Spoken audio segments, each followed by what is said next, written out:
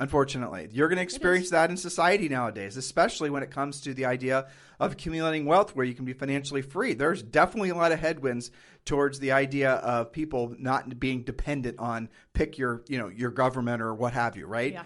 And it's almost looked at as someone who's wanting to be financially free is almost, in some cases, seen as somebody you shouldn't trust. Almost sort of like they're, for some reason, they're stepping out of how they should be in society. Who knows what, why, and where? Who cares?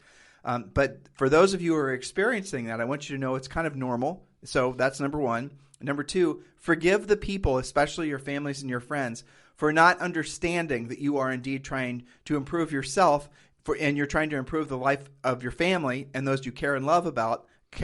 But also, to Julie's point, when you become more successful, you're going to have people who you don't even know are paying attention to you. That's true. Start modeling after you. And it's going to be when you see your family members doing that, maybe you're from some really poor rural area, someplace in the United States, and for some reason I'm having coaching client names pop in my mind, and you decided that you're going to set the world ablaze, and you're going to start selling hundreds of houses per year, and you're going to accumulate rental properties, and you're going to start having this big expansive life. Maybe you had some inspiration from a book you read or a series of books you read. Hopefully you attach yourself to us, and you obviously have us as your wingman in your success plane. Well, what's going to happen is you'll see other agents in your marketplace that are going to start using you as their excuse not to be able to run their own 4-minute mile. You guys I'm hoping you understand.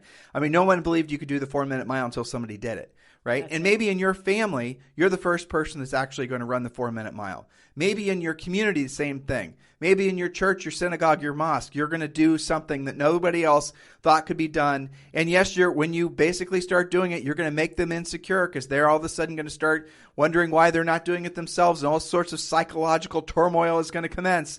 But stay on your path, because that is your chosen path, and you will never be satisfied with your life, no matter what age you are, until you've actually served your mission, which is to become the best version of you.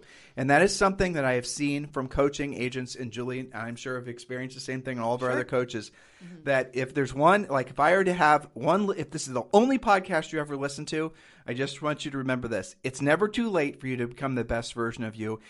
You're never too young to start, and you're never too old to start. Right? Just start. And if you're at some place where you're finding yourself, you're comfortable and you're complacent and you're not improving your life and you've been slowly gaining weight and you're just oh my gosh, hearing Julie and I is making you a little insecure. You don't like feeling insecure. So your ego is going to shut us down. It's going to stop listening, right? Your ego is going to stop actually allowing you to internalize the thoughts that we're hoping that you're going to have as a result of hearing this.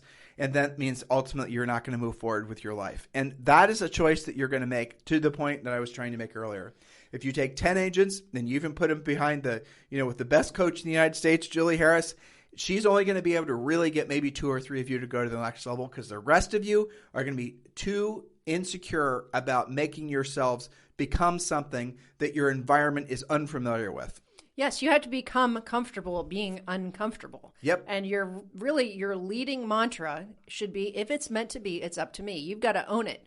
And when you asked me before, if you had to choose who would your next coaching clients be, it's the ones who own it and say, you know what, this is going to work for me. If it's meant to be, it's up to me. And I'll deal with all the rest of the stuff along the way. There is another type of, but if we were to look at the other group, the non-new agents, the seasoned veteran and whatnot, the ones in that group who, and I guess ultimately, if you want to think about all the thousands of clients you've had, which are the most likely to succeed, they're the ones that have been in the business, but have gotten burned out in the bullshit, and they're actually ready to do what's necessary. Yeah, they're crying uncle. They're like, this is my business. I'm, they're all in.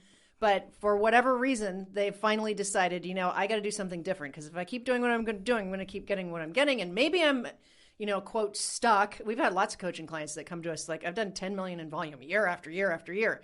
Well, so how do I get to 20? What do I have to do? I know how to do 10. It's not a bad place to be stuck, but it's not good enough for me. I need to change my ways. And those definitely are coachable as well. Well, so if they've been in the business during this buying leads era, which really basically commenced in 2007 in earnest anyway, and they've never known anything else other than buying business, and they just think that's normalized, and everyone around them is doing the same dumb thing, and they, what you guys don't realize when you start running your business the way pretty much everyone else